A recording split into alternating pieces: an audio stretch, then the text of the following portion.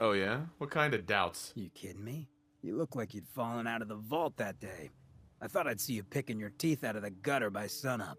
It's just real rare these days. Find someone who's not willing to take things the way they're handed to them. Too many good folks not willing to get their hands dirty. And too many assholes taking advantage of it. Look at what happened to Diamond City. Before McDonough took over, it was a half-decent place to live. A little stricter than I usually go for, but not terrible. I thought he and I had a pretty happy childhood. But then he decides he's gonna try and get elected with his anti-ghoul crusade. Mankind for McDonough. Before you know it, you got families with kids lining up to drag folks they call neighbor out of their homes and throw them to the ruins.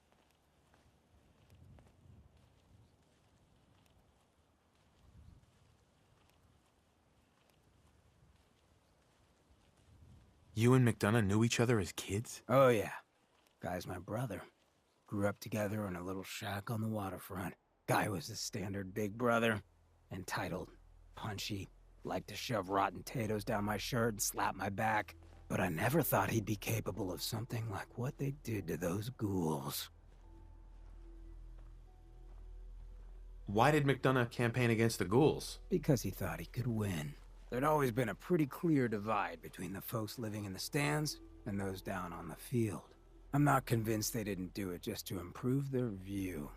I remember storming into his office above the stands after the inauguration speech. He was just standing there, staring out the window, watching as the city turned on the ghouls. He didn't even look at me. Just said, "I did it, John.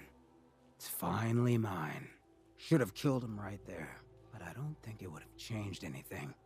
Instead, I pleaded with him, begged him to call it off. He said he couldn't. He had nothing against the ghouls. He was just carrying out the will of the people. And he couldn't betray the voters. And then he smiled. That hideous fucking mile-long smile. He never smiled like that when we were kids. I didn't even recognize him.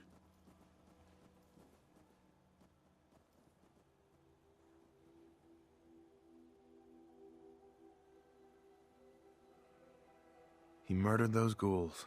Him and that whole damn city. I still wasn't a ghoul at this point, so I didn't have to leave, but I couldn't bring myself to stay in that cesspool after that. I'd been sneaking off the Good Neighbor for years to get decent chems, so I knew the safe routes. I managed to track down a couple of the families, lead them there, but most couldn't get used to the Good Neighbor lifestyle. I brought them food for a couple of weeks, but after a while, they just disappeared. Folks in Diamond City signed their death warrants, and all the good people were willing to just sit by and watch. I felt like I was the only one who saw how screwed up things truly were, who couldn't just pretend things were fine. Still feel that way. Or I did. Until I met you. I know I run my mouth, but having someone who sees the world for what it is, and is willing to do something about it, it's meant a lot to me. I feel damn lucky to have you as a friend.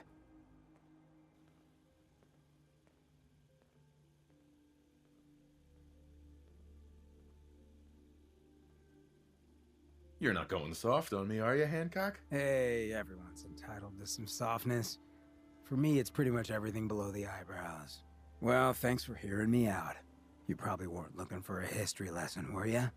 You wanna hit the road? I can patch you up if you need it. For a small fee, of course.